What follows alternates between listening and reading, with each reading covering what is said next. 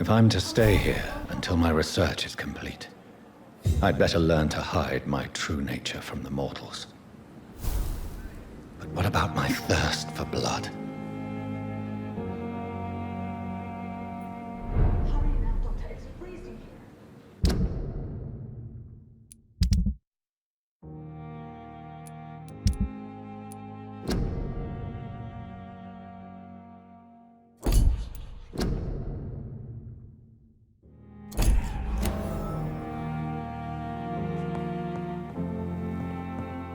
The flower's dying. It needs water. Come on, I don't have all night. Yes, Nurse Crane? How can I help you? I'm so sorry. I know Dr. Swansea wanted you to rest, but we have somewhat of a crisis. A crisis, you say? Our supply of antiseptics is nearly depleted. I was hoping there was another box up here, but...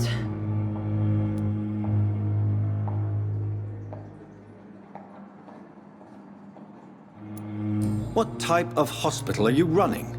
No antiseptics? You have been away too long, Doctor. With the war and now this epidemic, supplies have been running scarce for months now. I may have a solution. In France, during the war, drugs shortage was a daily problem, and we had to use our wits to overcome the shortages. However do you mean? If combined correctly, certain household chemical products can be used in a pinch instead. Now, where's the hospital storeroom? The storeroom? Fat chance. This is the Pembroke, and space is luxury we don't have. Everything used to be stored in the old morgue. Perhaps I should look there first. Where is this morgue? It's the large building behind the hospital.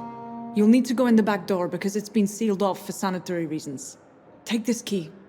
It opens a small back entrance at the end of a narrow street. The abandoned morgue behind the hospital. A small door at the end of a narrow street. On my way then. Thank you, nurse.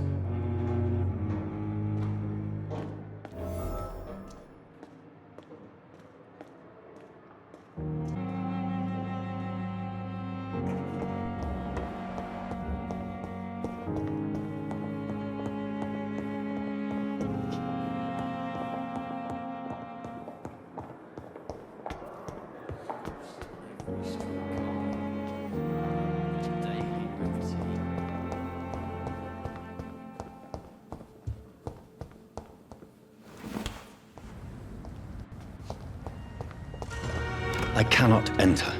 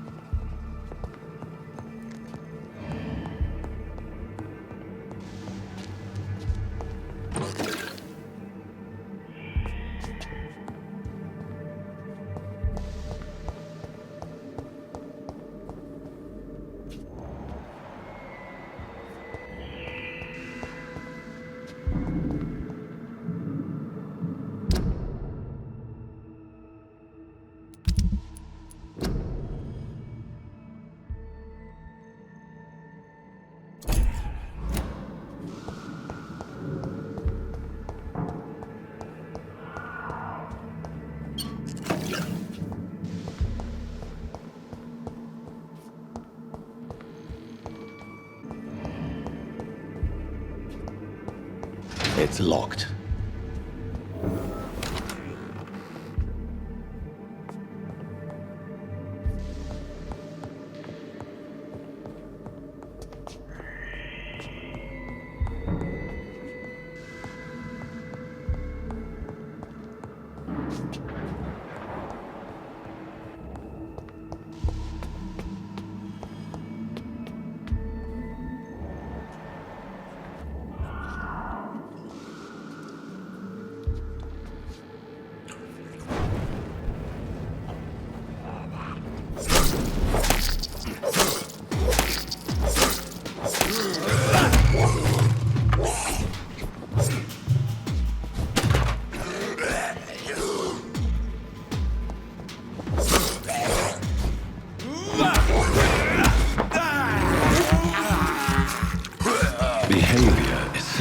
the infected William Bishop. Must be the same strain. This sickness moves faster than influenza.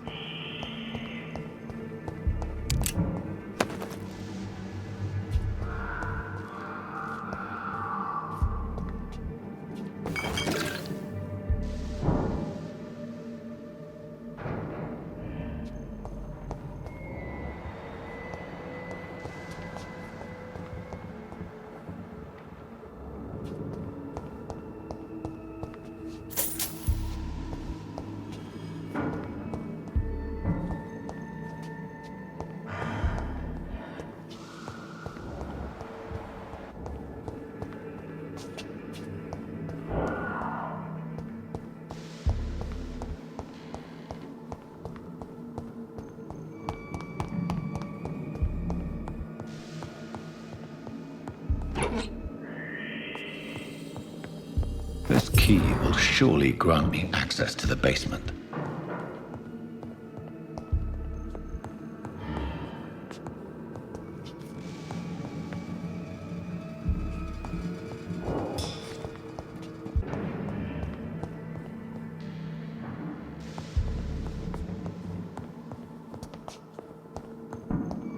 Balls of Mars, fortifiers.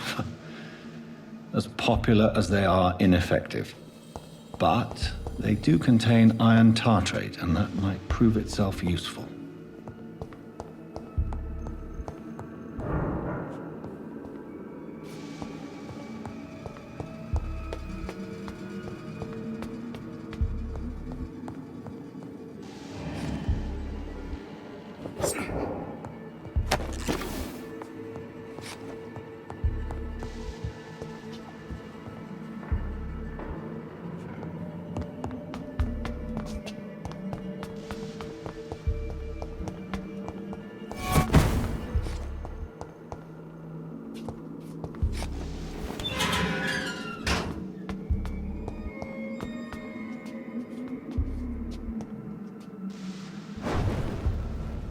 These skulls feed from corpses in the hut.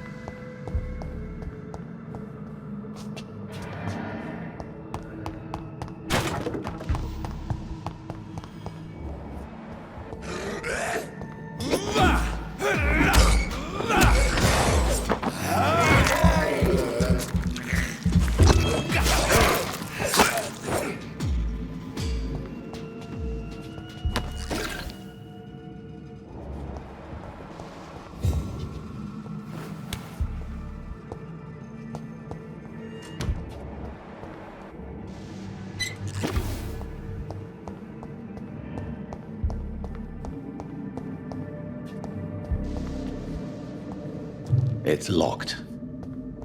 It's locked, all right.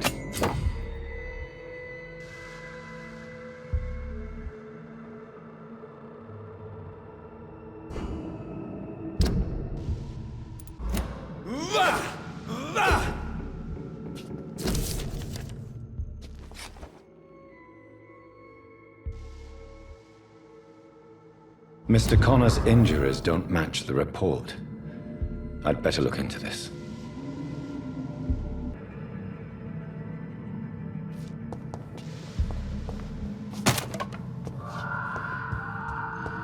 It's locked.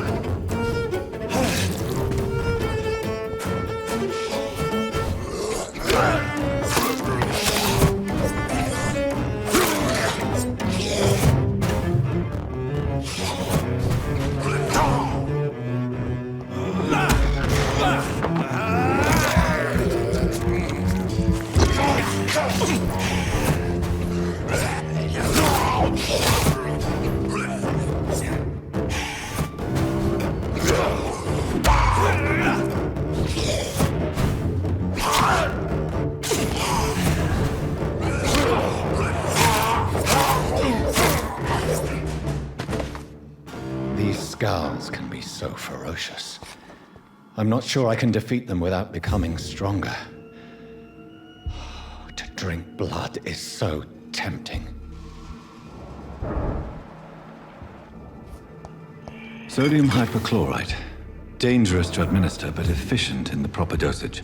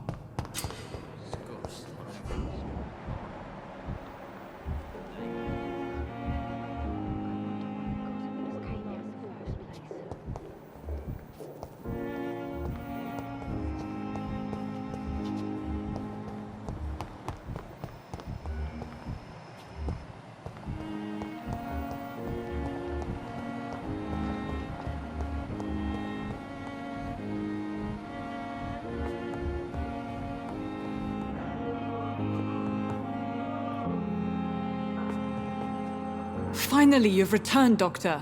Did you find anything of value? Yes, nurse. You've worked your first miracle, Doctor. Now, this patient here needs immediate treatment. Duty calls. When the storm has passed, I'll show you how to mix the remedy yourself with the same basic ingredients. Many thanks, Doctor.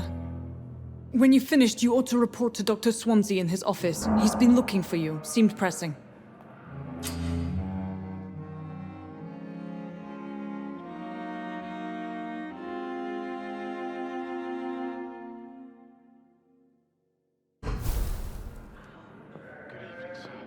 My sweet girl.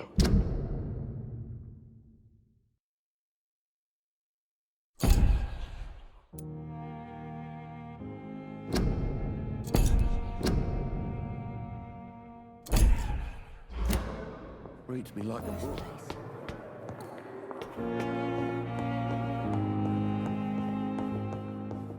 It's locked.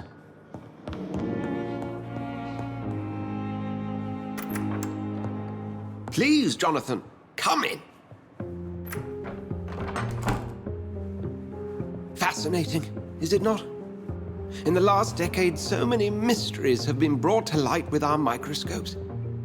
The human body, biology's penultimate frontier. The more we explore its boundaries, the less we're able to trace a clear line between life and death.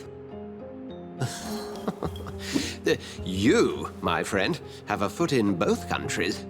The view must be vertiginous. It's at least as vertiginous as chatting about vampires with you, I would say. This must be all so new to you. This area of town, the hospital, a brand new life. How stimulating it must be.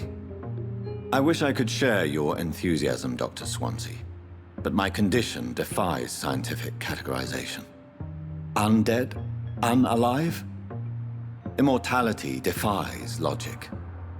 I cannot express my thrill at this serendipitous turn of events. The world's most eminent specialist in blood transfusions, a vampire. One might say a gift from heaven.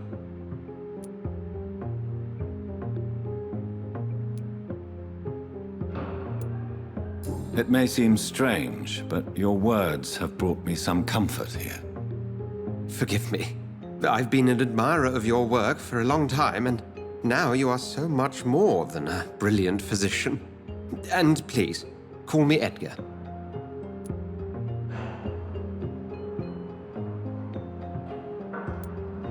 I'm not some doe-eyed student, Edgar. I understand we both have something to gain from this relationship. Very well. I have a task for you, Jonathan. Something that will require all your newfound skills. Please, go on. The Pembroke only survives through the generosity of our benefactors. Unfortunately, our main donor has found herself in a bit of a bind. Now, if you could help her out... A spokesman or politician is what you need. That's not my calling. And until I come to understand what has happened to me, I require discretion. Discretion is in order, Jonathan. Lady Ashbury has recently received rather indelicate correspondence that, if revealed, would jeopardize her position. And you would like me to eradicate this threat? By the stole, of course not. I would just like you to pay her a visit. Her ladyship is certainly near the tents outside, tending the sick. You can't miss her. Look for someone impossibly delicate. Accepted. I'll see what kind of trouble Lady Ashbury is in.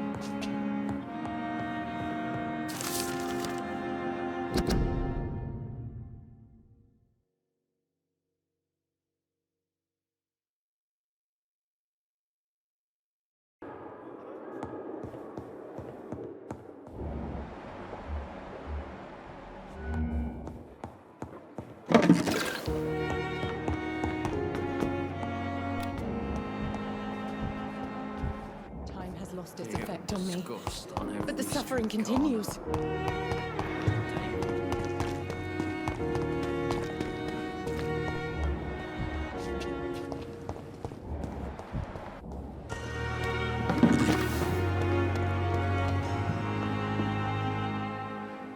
The flu took my dear wife, Emily. I take comfort knowing we'll soon be together again. Mr. Rainfield, that's no way to talk. You're in good hands here, and we'll be up again soon enough.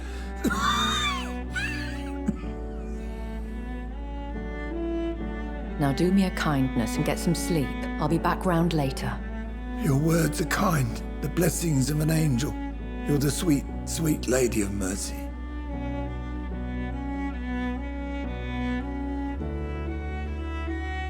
Good evening, Dr. Reed. It's a pleasure to see you again. You seem surprised. Dr. Swansea has brought me up to speed concerning your recent appointment to Pembroke Hospital. You're a the lady who saved me that night, before vanishing into thin air. I remember you from the pub with Dr. Swansea. Indeed. Allow me to introduce myself formally this time. My name is Lady Ashbury. I remember you well, in spite of the brevity of our encounter.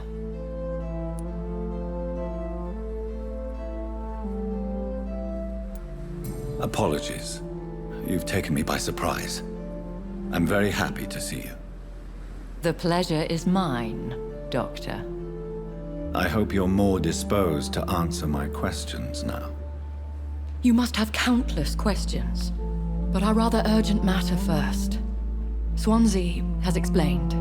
My cover, if you prefer, has been compromised.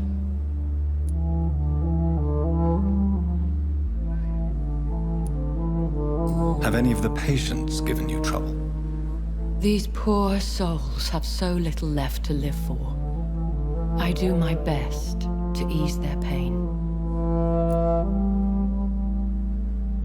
The world would be a better place if it were cared for by women like you.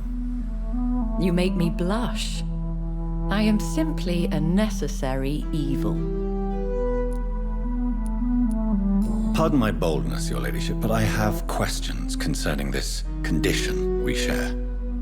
As a newborn, your hunger for answers is rivaled only by your thirst for blood. But the questions need wait. I'm a scientist. My trade is in the deciphering of mysteries, and I need information to feed my mind. I will gladly answer every question you have, but first, prove yourself capable of resolving my predicament without eating the culprit. Dr. Swansea has commissioned me to be your agent in this matter. You could start by explaining what's amiss. These past insufferable weeks, I've been the victim of extortion. I've made a first payment, but the blackmailer grows greedy. I must refuse his most recent demands.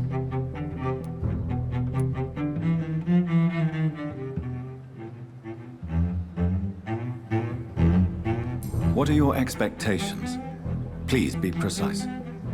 As the newly appointed surgeon of this hospital, you are in an excellent position to ask innocent questions and deftly learn the identity of my blackmailer. Who would be so foolish as to threaten you? A kindred spirit. Even if it were the case, and I highly doubt it, a vampire would have asked for something more valuable than money. My suspicions lean toward a patient or their family. If we're dealing with an ordinary criminal, surely you've the means to deal with it yourself, if I may. As immortal tradition doth dictate, all fangs and hypnotic eyes ablaze, the blood would run like a river. That's what I hope to avoid. Violence has a tendency to spiral out of control. Please continue. Every detail is essential. I'm your man. My embarrassment in this matter is eclipsed only by my shame at having put the hospital at risk. The threat from our anonymous scoundrel is clear. A list of dates.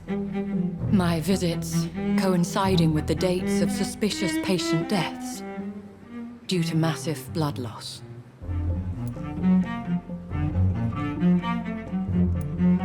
I'll take care of it. Do you know where I should start? If that was the case, I'd settle the matter myself. You could talk to our local gossip, Harriet Jones. Not a pin drops here without her hearing about it. I'll meet that woman now. My life, as others know, is in your hands, Dr. Reed.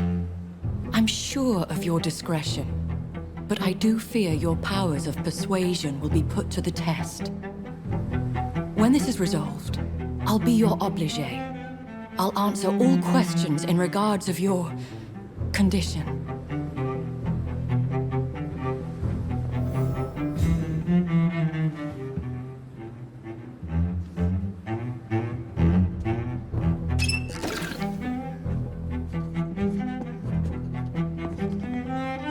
Is our little mistress... I think of nothing else. My situation is delicate.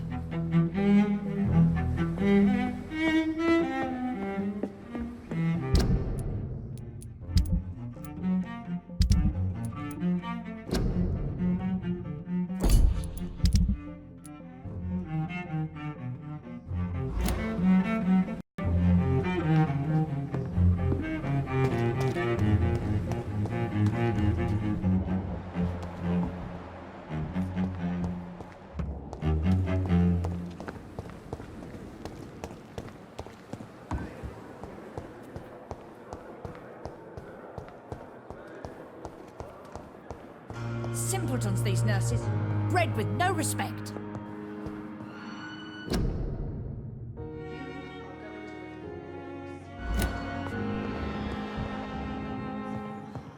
My blood and soul.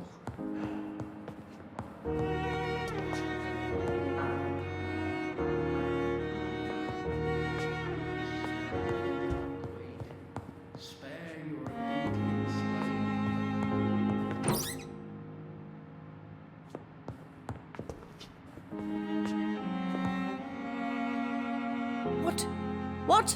What is this? Who are you? Get out of my room. There's no need for alarm, madam. I'm Dr. Reed, the new surgeon. Preposterous. Dr. Reed, you say? I don't want some bumbling intern.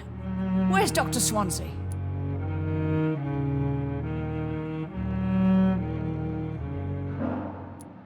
Please, calm down, madam.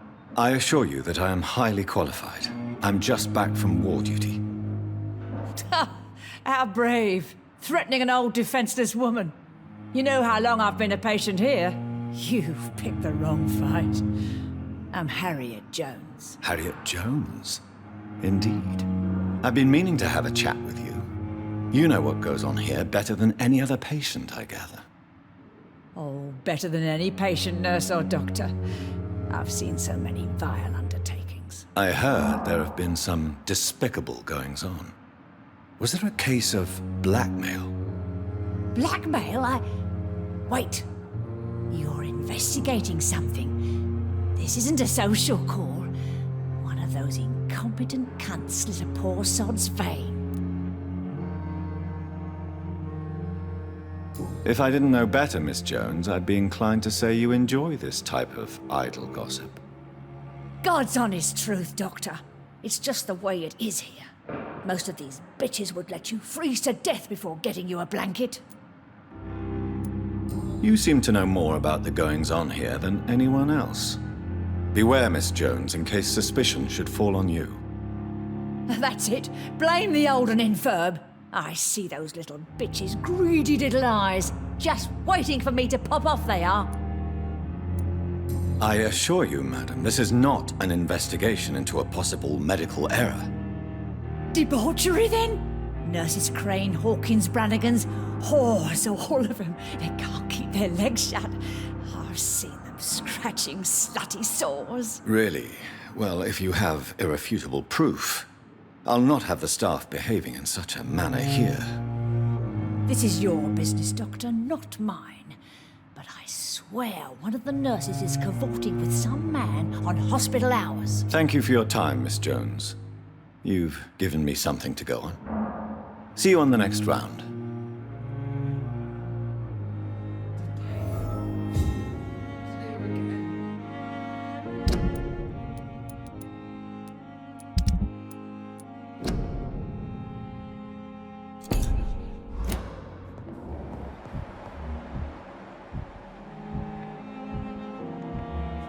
The patients and staff might know something. I'll start my investigation with them.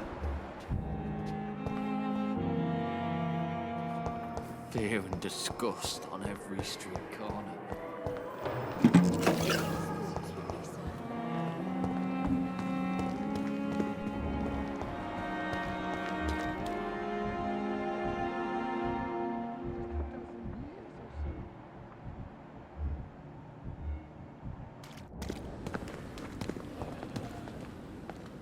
Good evening, Nurse Hawkins. Good evening, Dr. Reed.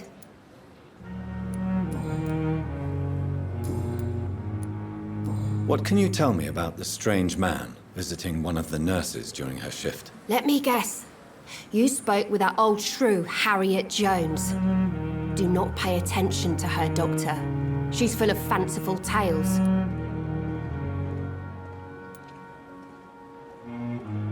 No matter how you feel about her, Miss Jones deserves our help. Who says I don't care for her? Hate is what keeps that old crone alive. She could have been telling the truth about the mysterious man. That old witch will end up in hell soon enough. Who cares if a nurse finds some happiness where she can?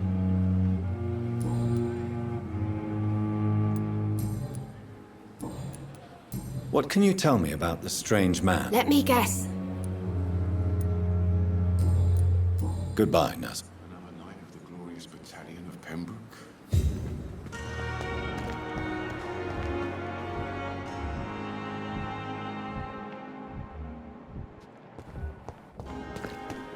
Perhaps I should have considered the offer.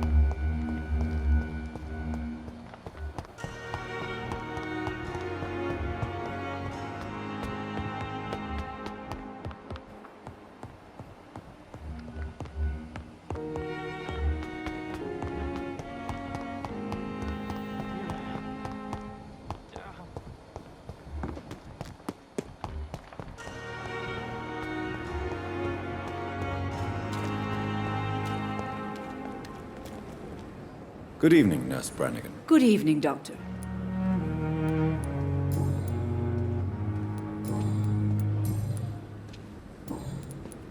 Do you know if any of the hospital staff have criminal backgrounds? The people who work here all come from very different backgrounds, Doctor.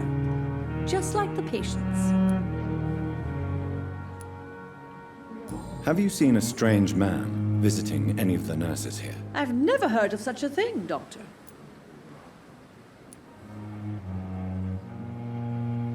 Goodbye, Nurse. Call me if you need assistance. Another night. Surely I can endure another night. When I get back, I'll have a word. He's really pissed me off this time.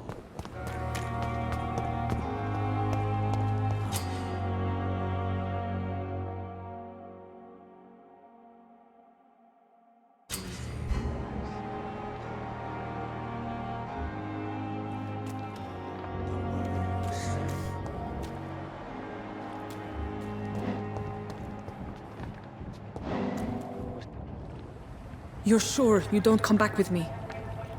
Nah, I have to see someone at the hospital. Be careful. You look so bad they may keep you as a patient. Fuck 'em. I don't like hospitals or doctors. Well then, when you go back to Whitechapel, you may find this useful. What is it? A pass for a free medical exam by the best nurse available. Just read it. I don't read well, but thank you, I guess.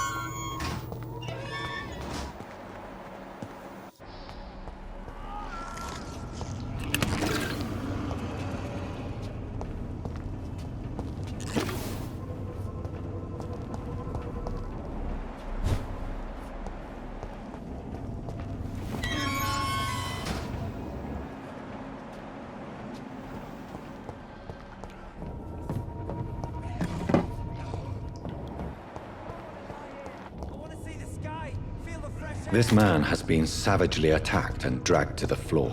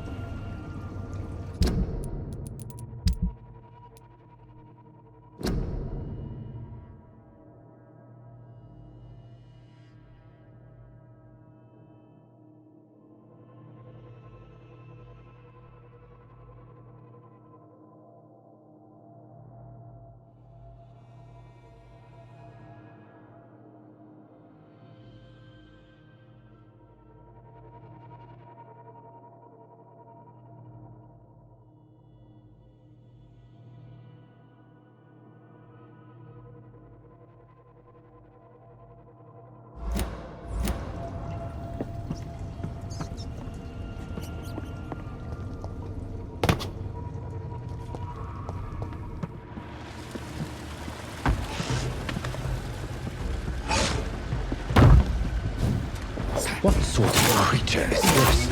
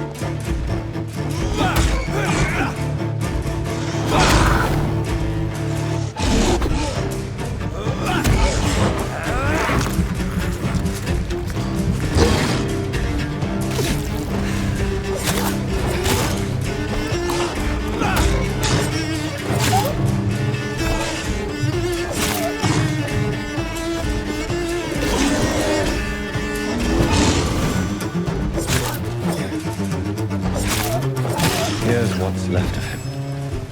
Not a lot to check, but I should anyway.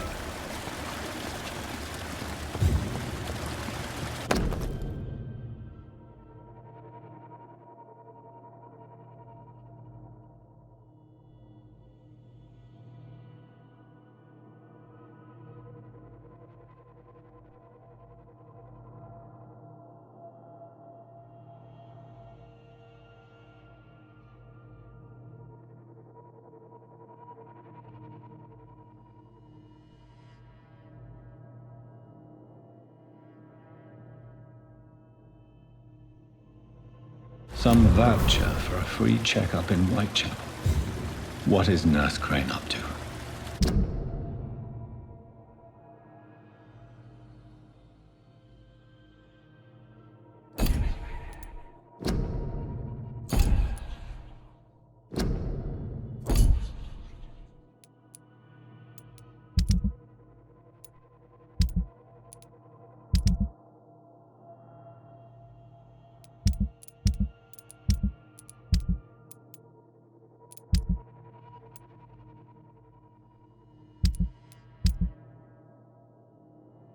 I really must find her.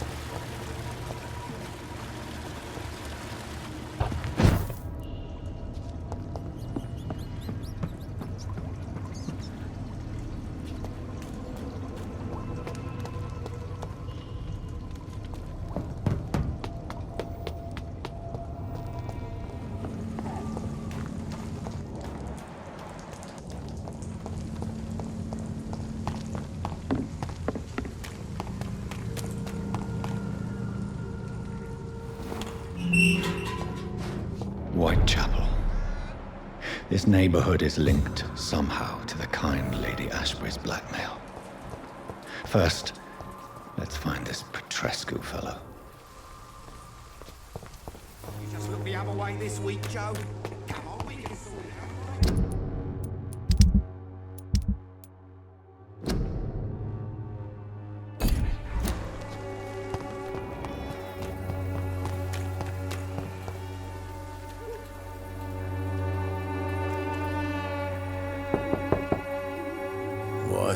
What do you want? Leave me alone. Good evening, sir. I'm Dr. Reed. I'm looking for Nurse Dorothy Crane. There is no Dorothy Crane here. Now goodbye. I'm afraid this medical leaflet says the opposite, sir. Really? Well, I'm afraid I'm going to close this door right now. Go bother someone else, Mr. Doctor. To enter that house, I must discover who this man really is. Maybe I could start by observing what he's up to.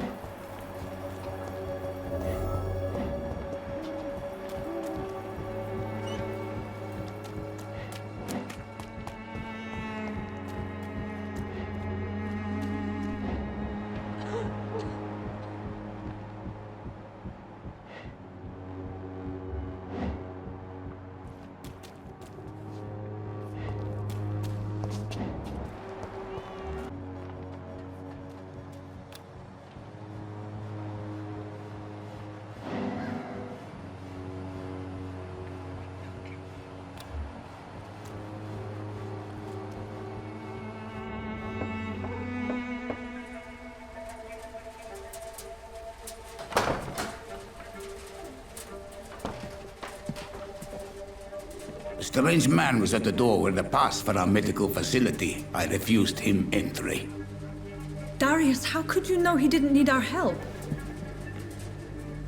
His clothes were too finely tailored to be for Whitechapel. Perhaps just a friend of that stray poet who is always about.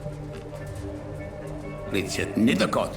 No, not of the same cloth, this man. I suspect some machination from that journalist. Clayton Darby. Is he still asking questions? Yes. I saw him drifting around St. Mary's Church. I swear he is tracking me just downwind.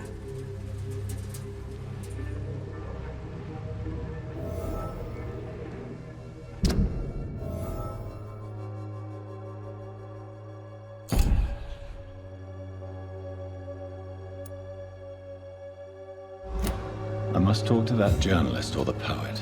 They must know about Darius. Nearby the church they just mentioned.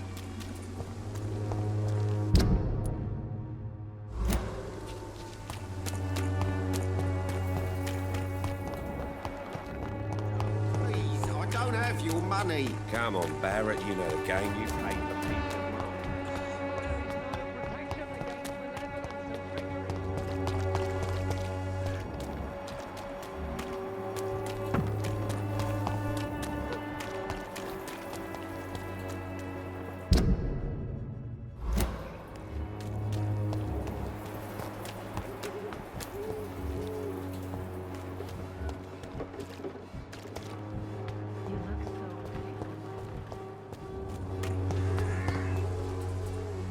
Good evening, Doctor. Can I help you? I heard you're investigating an underground medical dispensary in Whitechapel. What do you know about it? Not much, I'm afraid. They are wary of strangers, and I'm not really an acquaintance of theirs. Why do you care?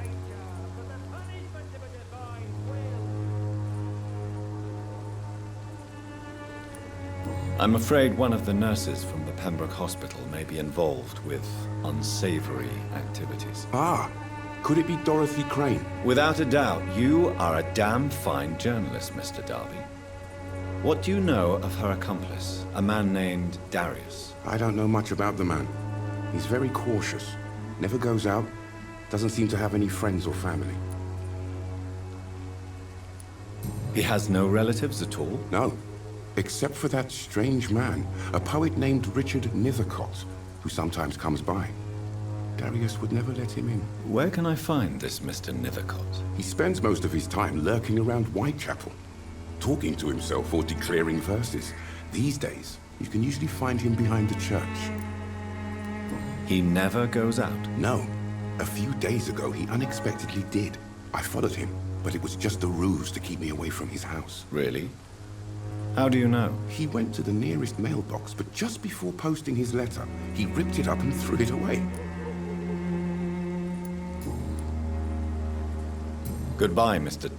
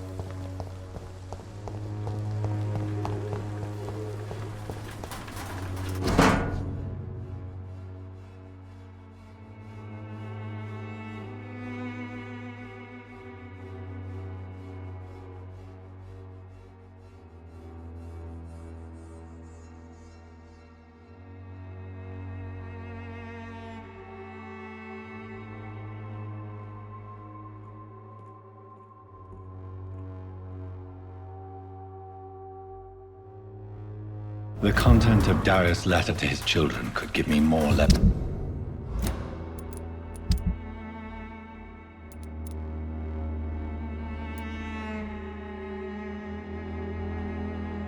to enter.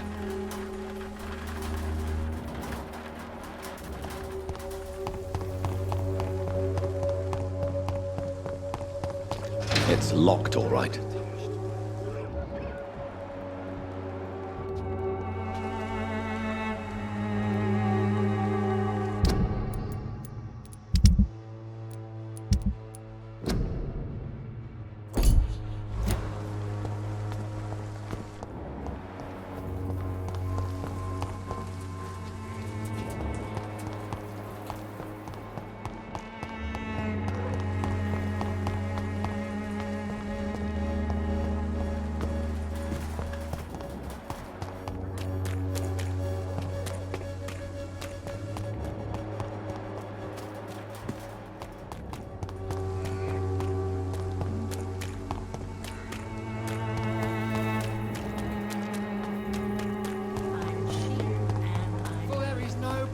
Against malevolence.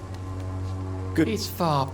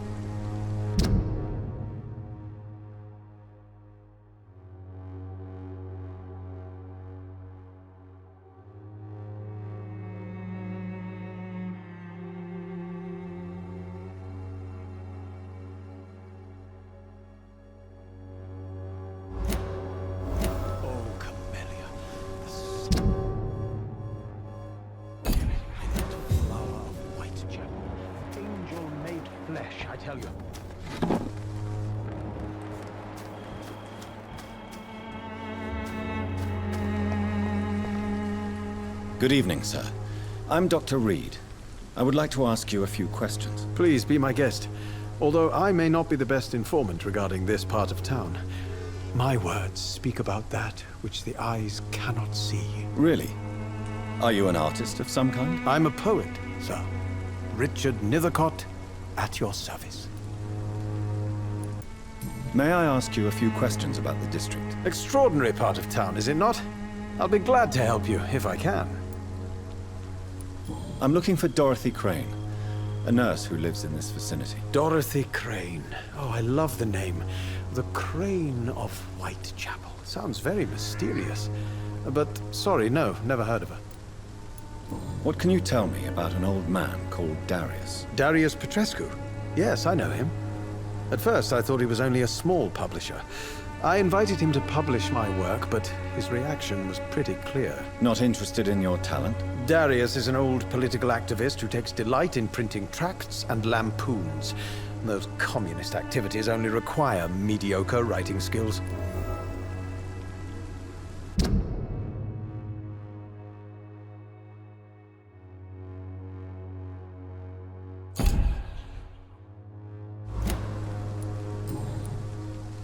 I'll leave. Darius is a bit less of a mystery now. It should not be that difficult to incite him to let me in.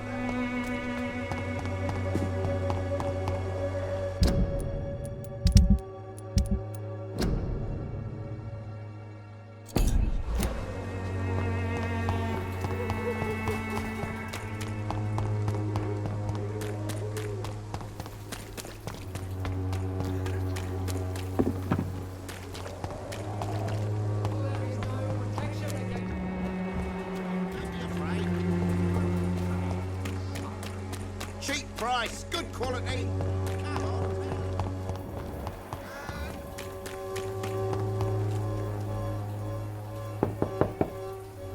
Mr. Petrescu, just 1 minute, please. You again? Go away. Sir, wait. Stop this nonsense. I know Nurse Crane is here. Shall we speak man to man, you and I? All right. Speak up. Don't you see we're on the same side? We fight to help the poor, sick, and abandoned. I'm nothing like you, Mr. Doctor. Yes, you are. You too believe in providing medical care without charge. You know what we have to sacrifice to make the world a better place. I have to admit your words have conviction. All right, I'll let you see Dorothea. Don't make me regret this, though.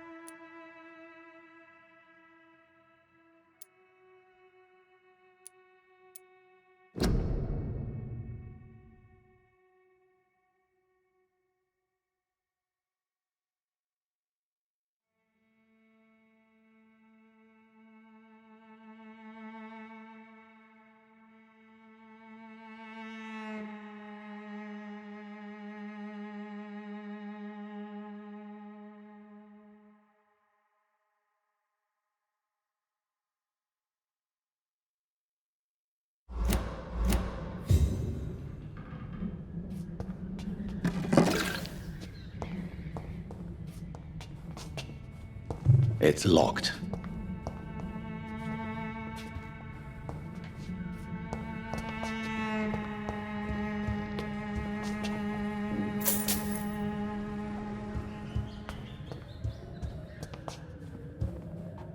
If you want to talk to Dorothea... We've not been formally introduced.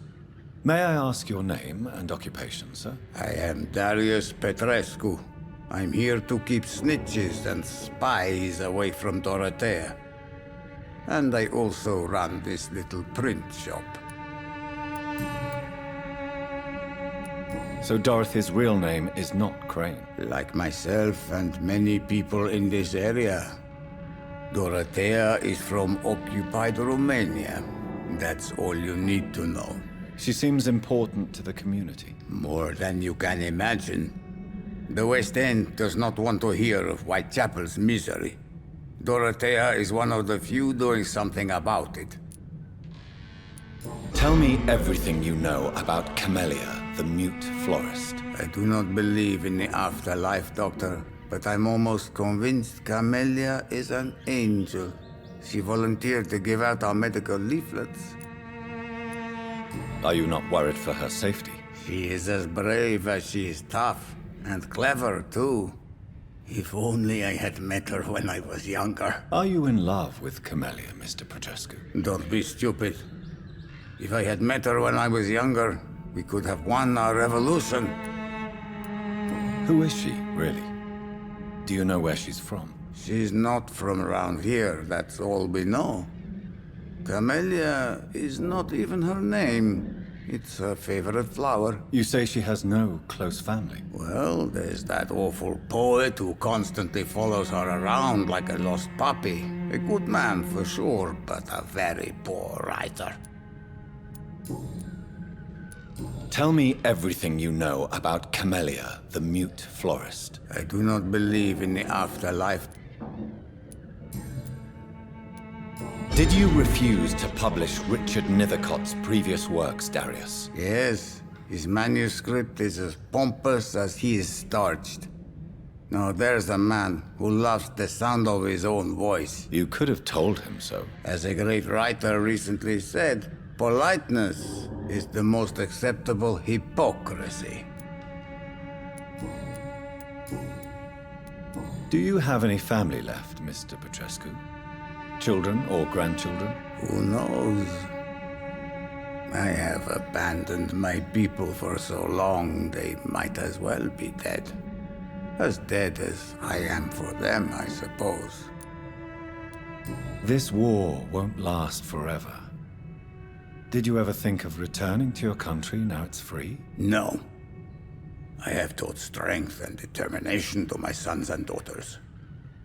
I'm an old, dying man who only has memories of better times to cherish. Don't be embarrassed, sir.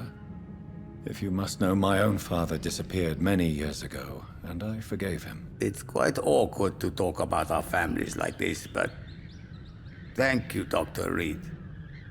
I appreciate your trust. I know you fought for your country when it was occupied, Darius. Tell me more about it. I know my days are numbered, and I know I won't see my homeland again. But I fought for Romania all my life, and I will until my last breath. But Romania escaped the grasp of the Austro-Hungarian Empire. It's a free country again. But it's not the country I fought for. My homeland is not appeased, Doctor. And I still see a dark future ahead for my people. How did you meet Nurse Crane, Darius? Why does she trust you? I'm her oldest friend in England. Dorothea and I share many ideas about this country and about the country we left. You mean occupied Romania, don't you? Even if not directly, I fought against your enemies. Really? Then perhaps you have more in common with Dorothea than meets the eye, Dr. Reed. Tell me everything. I do... Goodbye, Mr.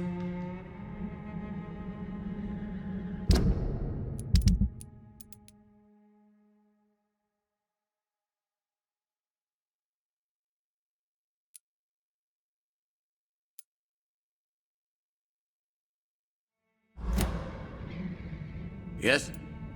Do you need some help, Mr. I am very tired. Well, I think you do. 3 drugs from an... Goodbye.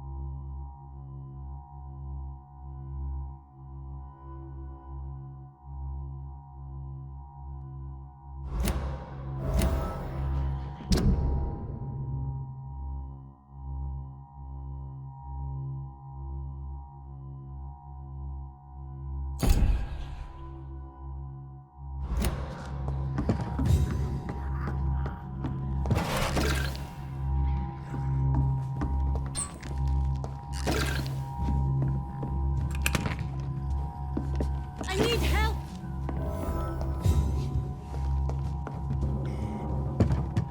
He's going into convulsion. What do we have here, nurse? Patient Raz Van Vasily. High fever running on 3 days. Complaints of dizziness, muscle aches, and head pain. Diagnosed with influenza. Treatment? Aspirin and salicin for the fever and discomfort. Liquids for dehydration, but he's having trouble keeping even water down. Thank you, nurse. Anything else I should know? He did lose consciousness this morning, but he's never had convulsions like these. He's not convulsing, he's choking. He's not getting any air. Scalpel! Hand me that scalpel! What can I do, Doctor?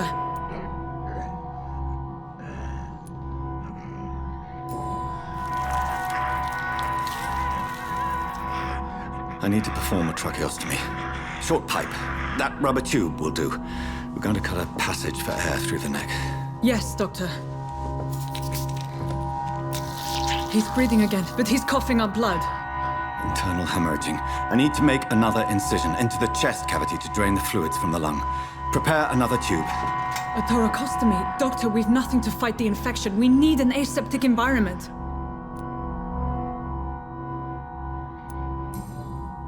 Right then, Nurse Crane. What do you suggest we do? I've no idea. I'm not the doctor. Time is of the essence. We need to perform a thoracic drain. Yes, Doctor.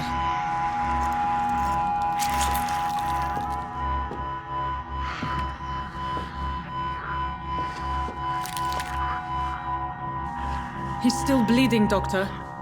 I'm losing his pulse. The drain must have punctured the intercostal artery. There's too much blood. Are you all right, Doctor? I can't see.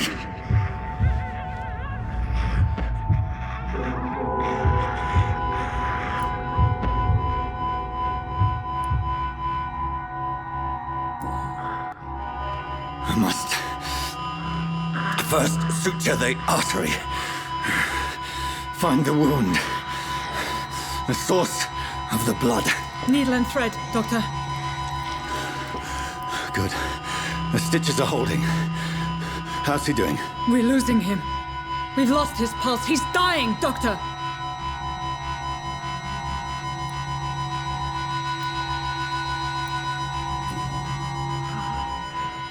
A dose of epinephrine, now. Yes, Doctor.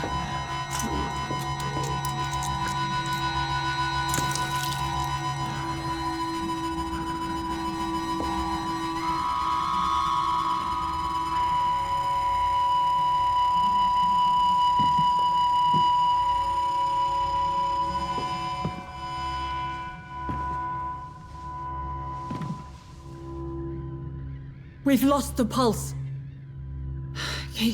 He's gone, Doctor. Nurse, we did everything we could. Truly? Everything you could? Is that how you'll report this in your log? Is this how the war went? Piling up one poor corpse beside the next? This was not an influenza-induced seizure. I've never seen symptoms like these on the continent. Neither have I. But the previous symptoms leading up to this attack were the same, indistinguishable from the epidemic. No. There was something more vile in these reactions. Something primitive. There have been numerous reports of mental breakdowns caused by the fever that accompanies the flu itself, Doctor. Yes, but... I'd best take some samples of the blood for analysis.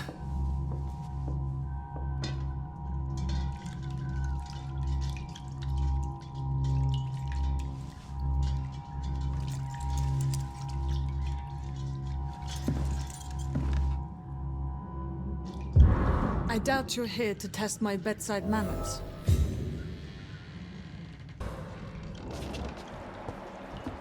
To what do I owe this courtesy?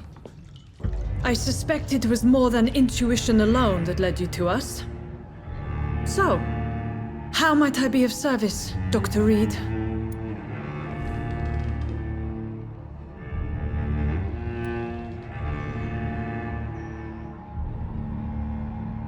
I've come to put an end to this insufferable blackmailing, Dorothy.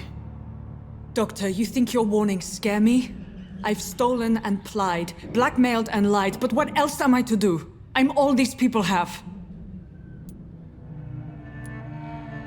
But why Lady Ashbury? Why her, of all people? She's pristine and proper, all right.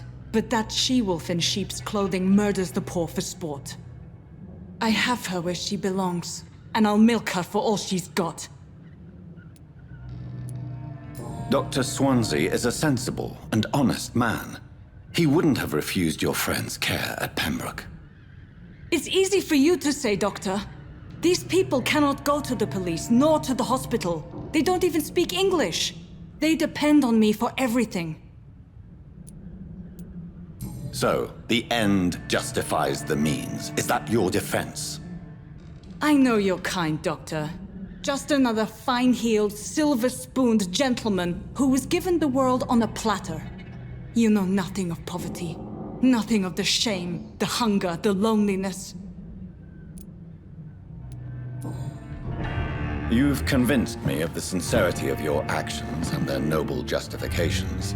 But all the same, blackmail is a crime, and it will stop, Nurse Crane. So, are you going to turn me over to the authorities?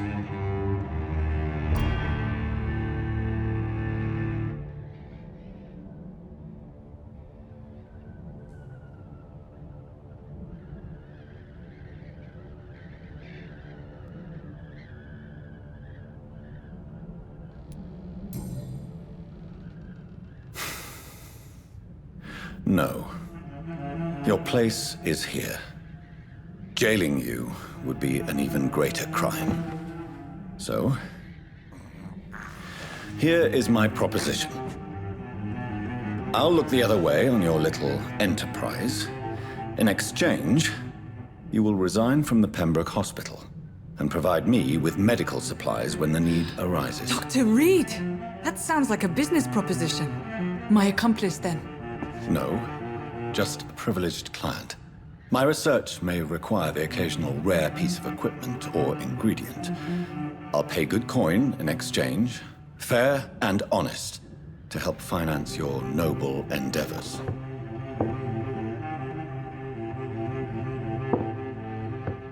We have ourselves a deal, Doctor. Good customers are always welcome. Yes, Nurse Crane. We have a deal.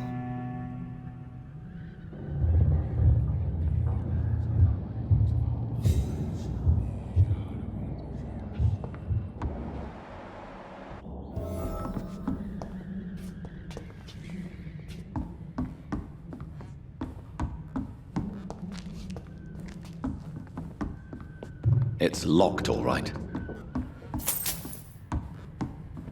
It's locked.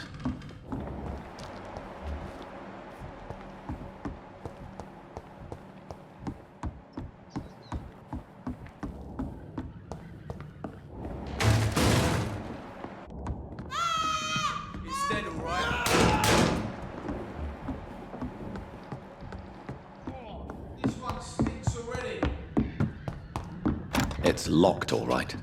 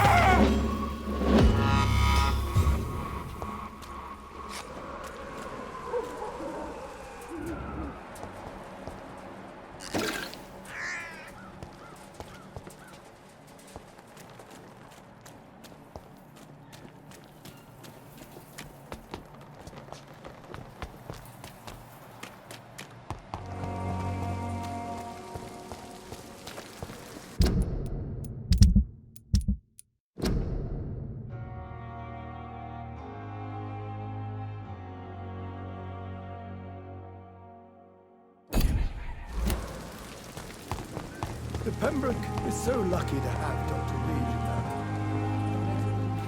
you know.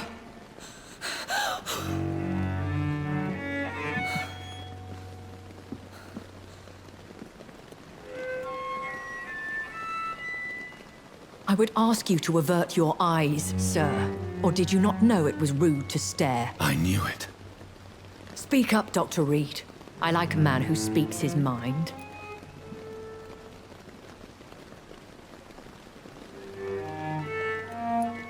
You killed him. He trusted you. And you killed him. Spare me your sarcasm, Jonathan. You are but newly born in this world.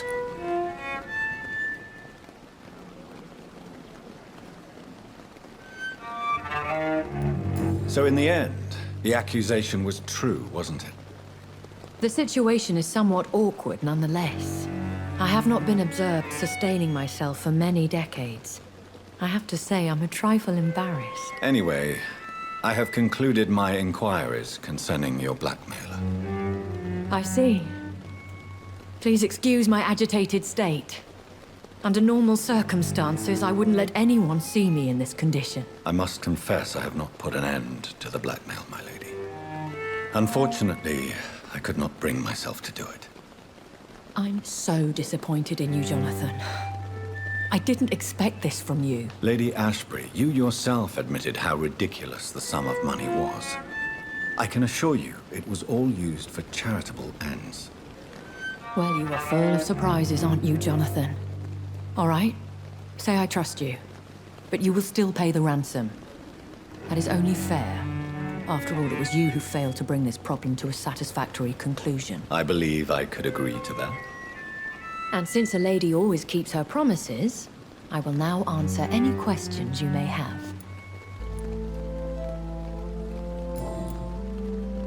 Why does Dr. Swansea allow you to feed on the patients of the hospital? Dr. Swansea is a good and compassionate man. He is trying to find a solution for our hunger. Until that happens, he is clever enough to understand that I only feed upon the dying. What do you know about this Brotherhood of St. Paul's Stole? The Brotherhood is well known amongst London vampire society. As long as our kind is discreet, and as long as they do not interfere, we have come to a mutual understanding. And no one suspected you of the murders?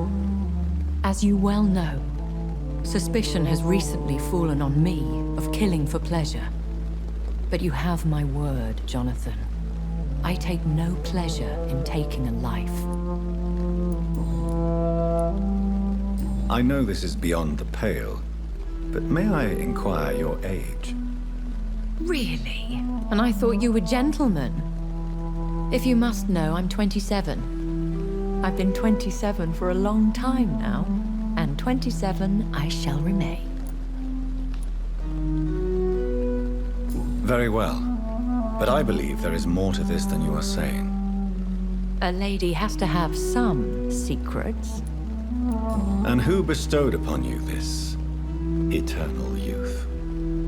My maker. He left this isle a long time ago. Why did you save me in the canning factory? I could hardly stand by and watch such a promising young blood as yourself be torn to shreds by some gutter scowl.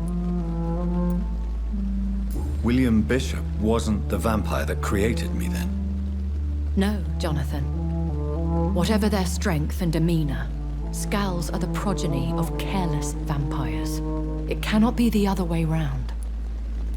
What type of vampire is a Scowl? Not a true vampire. The deformed offspring of lesser vampires. It is a shame these creatures run wild, slaves to their baser instincts.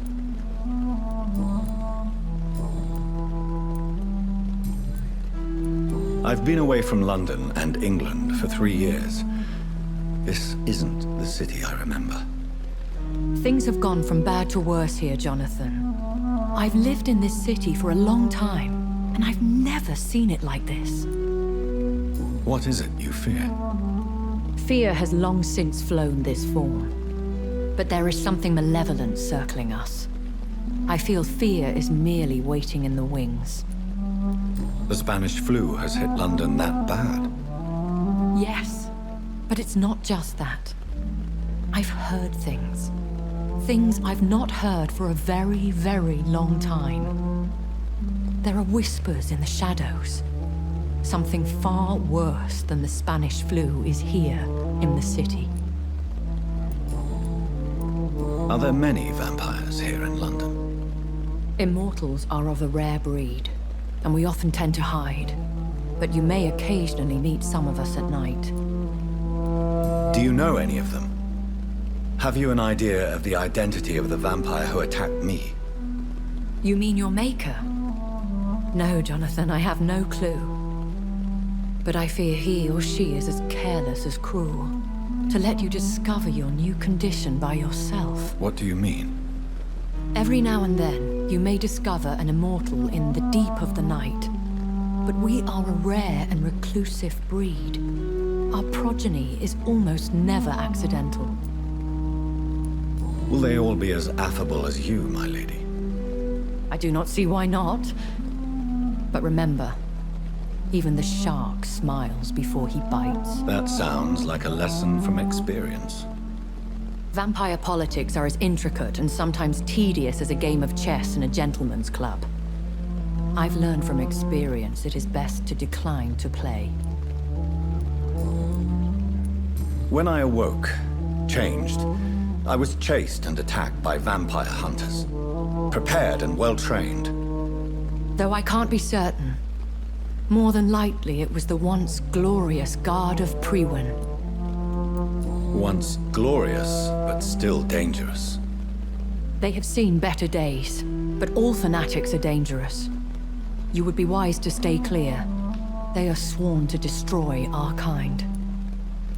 You make them sound like some sort of cult. More a society.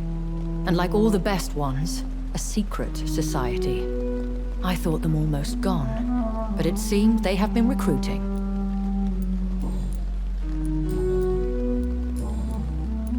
I've been hearing a voice talking in my head. Is this some kind of insanity? It feels like the voice of the vampire that created me. Hush. Tell no one this. It would be unwise to talk of such things amongst British immortals. Speak no more of your maker. How could this cause offense? Only the powerful immortals can mentally call to their progeny. No vampire or hunter will sleep easy, knowing that an unidentified elder is stalking the streets of London. Excuse my forwardness, but are you my maker? Me? Goodness, no. Only a foolish immortal would create a progeny without taking precaution, and I'm no fool. A vampire? Is that what I am? What we are? Such a crude word, defined by penny dreadfuls and drunken hacks. No. You are now an Ekon, and that you shall remain. Are you an Ekon too? Yes, I am. We are the closest thing to what man refers to as vampires. Forget what you think you know about us. So we are Ekons. How can I identify us amongst other vampires? How to put it? All Ekon are vampires. But all vampires are not Ekon. We are but a branch of the immortal tree. I don't understand. Why was I created and then left for dead? That is a question only the one who made you can answer. It's not normal practice. I doubt even if you find him, he will answer you, considering how cruelly he treated you. So me being a vampire could have been a mistake. I very much doubt it, Jonathan. Contrary to the legends, it is not as simple to make another vampire by just biting someone.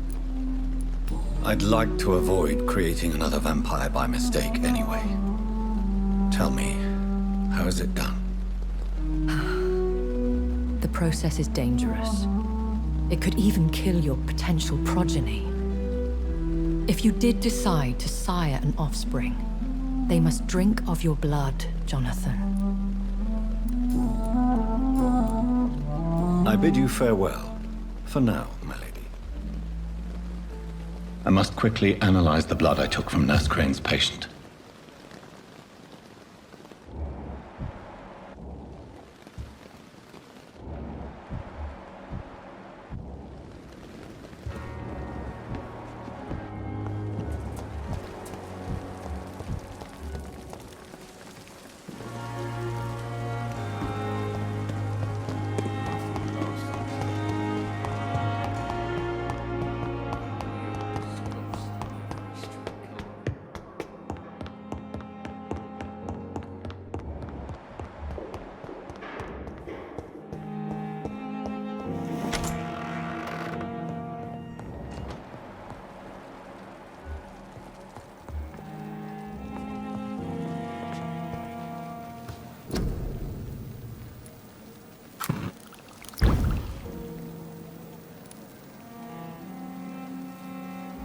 Razvan Vasily was infected by Spanish flu, but also has the highly unstable blood of the Scowls. Is the London vampire epidemic transmitted through the flu? I should talk to Dr. Swansea about it.